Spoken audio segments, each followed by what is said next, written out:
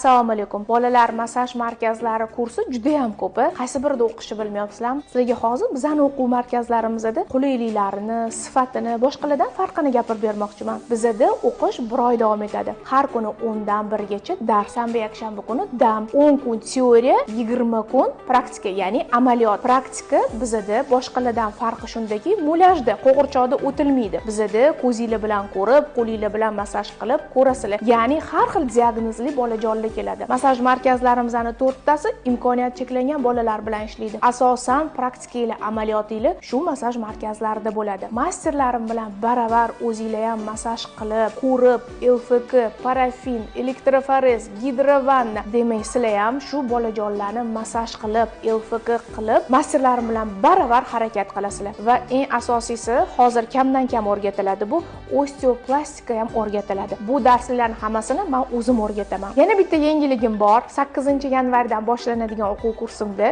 2024-yilda yangiligi bu. Umid Baxtiyorovich ortopedimizda darsliklari kiritilgan qizlar. Sizlar ortoped vrachimizda rosa zo'r bilim olasizlar. Bolalar massajini mukammal o'rganmoqchi bo'lgan qizlar, sizlarni hammalarni 8-yanvar kuni kutib qolaman. To'liq ma'lumot uchun administratorga telefon qilishingiz mumkin.